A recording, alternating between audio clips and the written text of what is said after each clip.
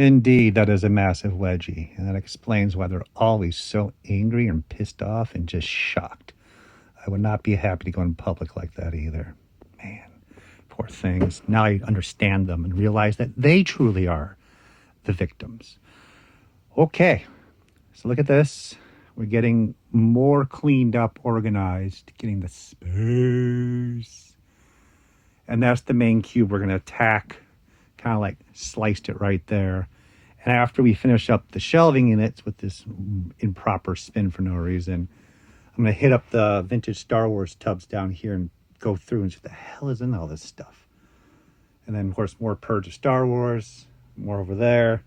And the Star Wars is the focus for the garage sale. So in general, we have, let's show you a few things. We have this random robot toy line that nobody collects anymore. Pretty sad. Most of this will just be donated. We have a couple interesting pieces up on the floor. We have Metabots. I have a whole case of Metabots. Cases of Metabots. They were great for an investment. Usually sell them for about $30 each now, roughly, and I paid $3 each. Really did like the little cute Hallmark Cantina aliens, but they just fall off the card. So I only have a couple. No idea where he is. He's just flopping around. Seacons. So this is a bootleg Chinese Seacon set. And I mentioned earlier the perforation, same style concept. You just break off a piece of the one you want or buy the whole thing. They're mini size. So these are like half the size, and they obviously snap trap super tiny, but it looks like it works out just fine. So hey, who's complaining? Love my Seacons. And they kept the whole team together, all 6. Try to buy anything Seacon before the market went all crazy and just tons of Seacon stuff now. But this is going to be more uncommon. This is probably from the early 2000s. But it was a unique Seacon bootleg set. So I was like, yeah, I'll pick that up. I don't even remember when I did, actually. It's been so long. Oh, been long times. Let's see. And we're getting there, man. We're getting there. And now we're going to focus on the last 3 shelves. All right, let's get this party not started on a Friday night. We have terrible lighting, so bear with me. Beast Wars. So this is a child's Beast War watch. The little itty bitty T-Rex that floats around in it. Cheap as cheap can be. What country produced this?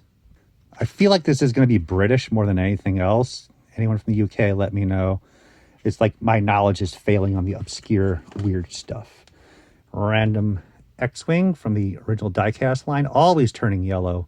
So I'll probably sell it because I just don't get excited about that. That's about $20. Let's see if I can hold the camera properly this round. My gosh. So this is fun stuff. I had a guy in France many years ago. He was picking up these original French AB Dragon Ball Z figures for me for nil. Not this one specifically. This was, look at that. That was 200 yen at Hirogangu. That's $2. The rarest ones, well, not rarest, but the best ones were Android 16 with the little wonderful hat, as well as, oh my God, it's been too long. Brain fart. So anyways, the guy was picking them up for me, flipping them to me at $30 each, and I was selling them for $75 each, and I got like 20 of each. And then the guy figured out in his European French ways what I was doing, which is like, how did you not know what I was doing? It's pretty obvious. So he said, hey man, let's do a trade. I need your French reflector set from Jostra, and I'll trade you this. So I mailed it out to the guy because we've done not just this deal, but multiple deals. And he stole it from me. And he goes, you deserve that for stealing from me. And just nice, wonderful life lesson there of not trusting people anymore. The current market for Doll DBZ, I'm going to keep this as a sample of just having one carded AB French. I don't think I have the other ones anymore. But I mean, the market has completely gone down on these things. This is probably like $20 to be honest. So I'm a really big Alien fan in general, but I'm more Aliens. I'm not saying that I don't like the original Alien. It's just a lot of the original Alien Target set and things like that. They're expensive. They were always expensive. So I'm actually kind of surprised I pulled this out. So there's a 3-foot poster inside with this puzzle. I am going to guarantee it's not in there because there's no way I'm that lucky. Got some masking tape there. Yeah, I figured I would not have the poster. And you know what? I'm okay with that. It's not like I'm going to cry over it. But yeah, I'm just happy to even have the puzzle in the box, probably. Not selling, probably going to be about $50. That's all fine and good. I'm happy just to have some original stuff like that. I have the 12, not the 18-inch loose, not box, and that thing's jumped so much now.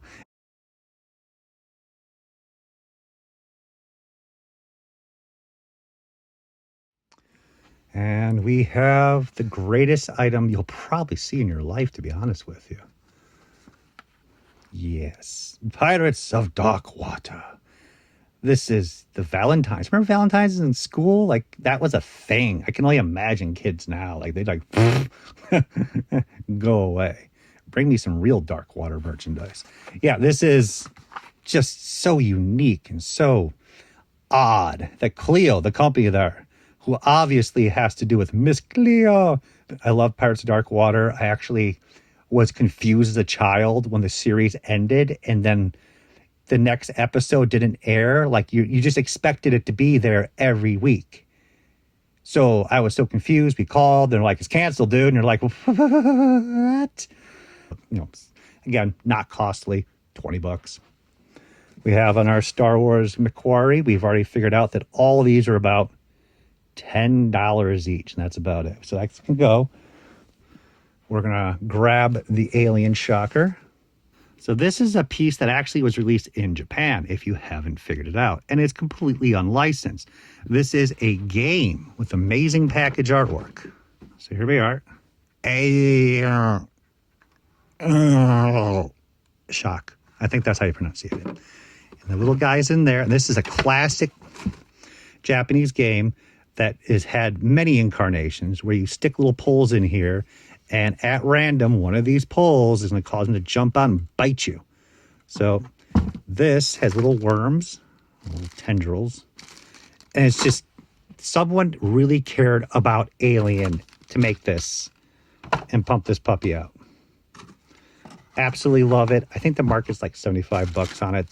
They're out there in some number, but I couldn't find it for a while in Japan. And then, of course, when I find one for like $20, then I started seeing them everywhere. We have Clash of the Titans. So the Clash of the Titans here are produced by Early Gentle Giant. They did all three. I have two more tucked away up there from a previous video that was cut early. Absolutely beautiful pieces. No one's really been able to capture the detail that they worked on with these statues. The market goes up, the market goes down. I've seen them at $1,500 for all three, and then you see them for like $1,000 for all three, which is still pretty high up there. But man, I mean, I wouldn't mind them loose at this point. You get the idea, because the box is still amazing, but it's the same piece over and over. I don't know yet, man. I don't know, but I'm going to keep them for now. And we're going to keep continuing on to The Secret of Nim. I used to watch this movie all the time as a kid. So I pick up a couple novelty items like the lunchbox, have a couple cells, a couple things here and there. The plush is extremely difficult to get of Mrs. Brisby. And Timothy. Oh, poor Timothy and Mr. Owl. This is really nice artwork. But I have no idea the value of these things. They're just, most of this stuff is about $10 to $15. We're pretty much in a territory of keep now. So none of this is going to be a purge. We have Blitzwing, one of my favorite Transformers. Every time a Blitzwing comes out, I like to have one sealed and one open. I don't have many photos of Christmas as a child. I think it's just one Christmas we found that I have photos of. And the only thing that I'm holding is Blitzwing. So love his character. That's probably worth about $50, $40 for the Japanese box. And the Japanese pieces for the Titans Returns down there did have alternate paint decos that we didn't get internationally. So it's kind of like, because you kind of want to get both. I have a boxed, I'm grabbing stuff too early.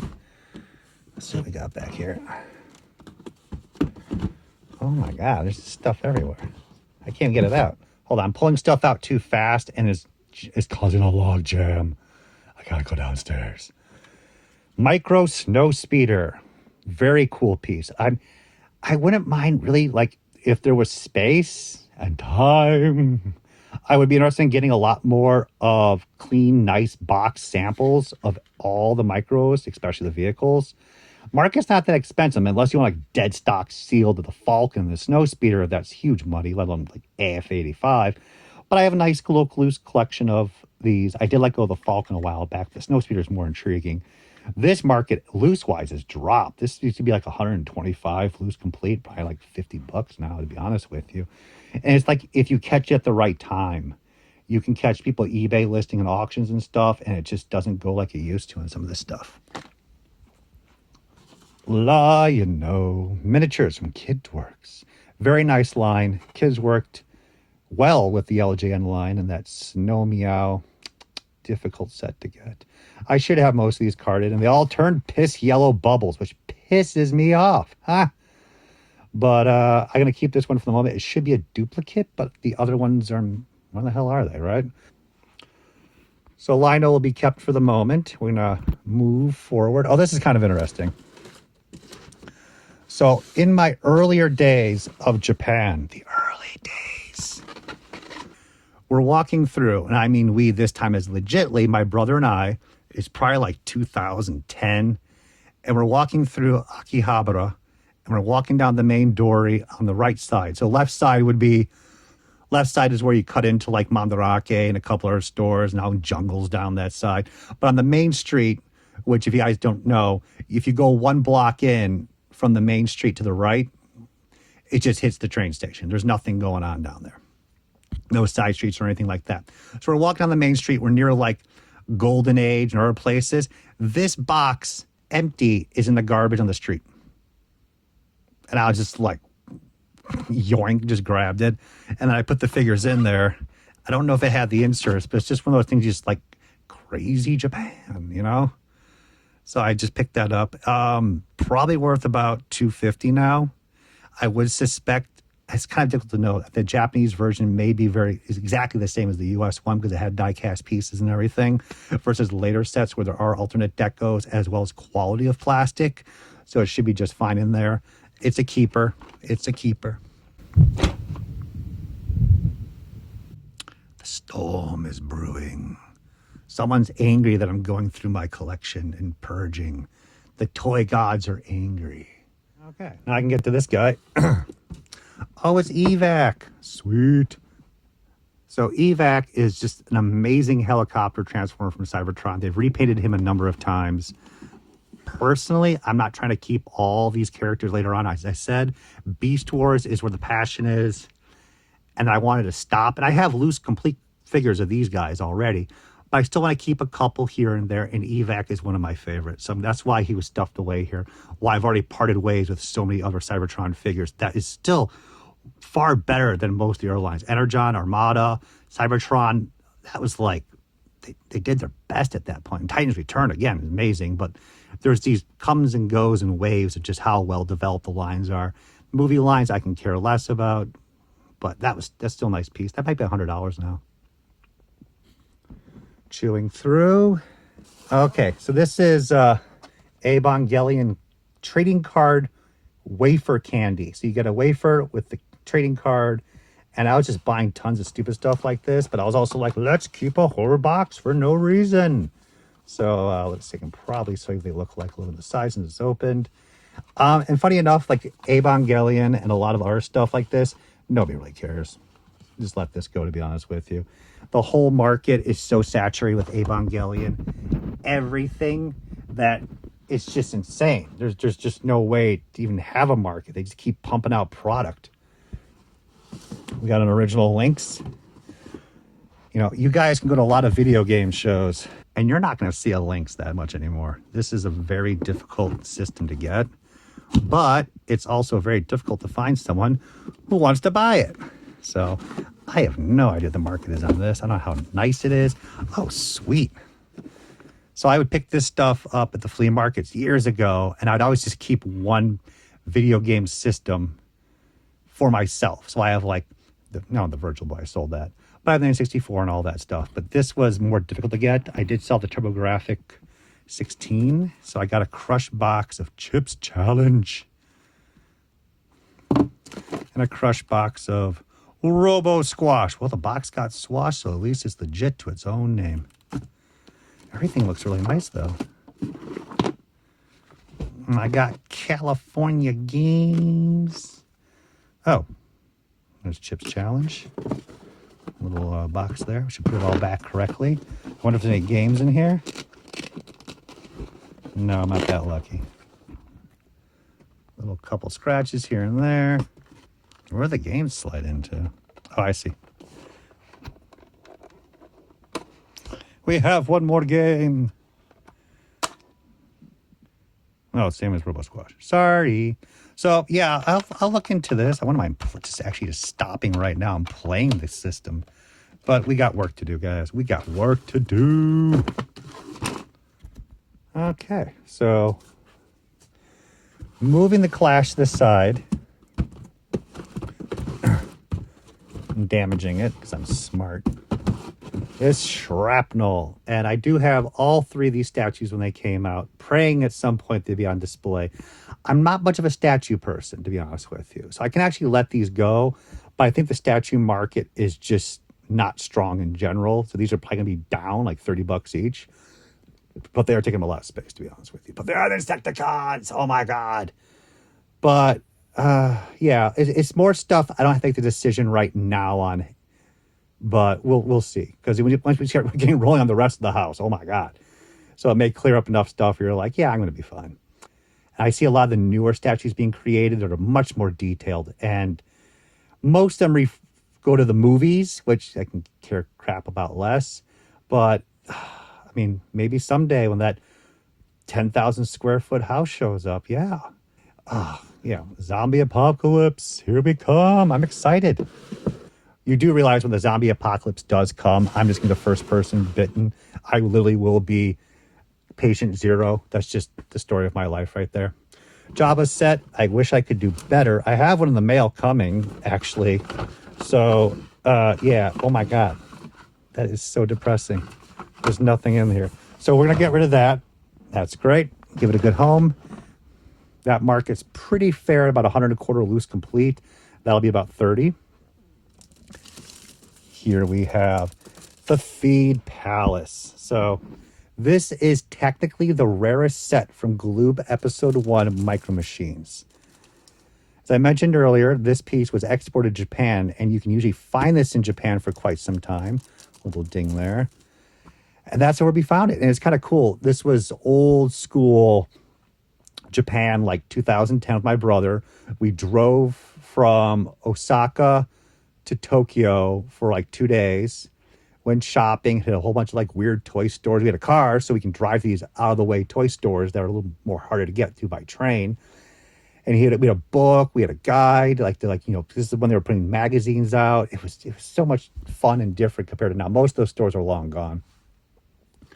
And I drove in Japan for a while, too. I had no experience. I couldn't read the language. But thanks to the international license and $20, I drove up on the highway. And that was fun. That was fun, man. But Feed Palace has gone down in price. You can probably pick these up between $300 and $400 now. I've seen, they used to be around $600. But I just had the happy memory of this trip. So we went to the store. And we looked around, and they mostly were blowing out Star Wars. They didn't have much vintage at this store.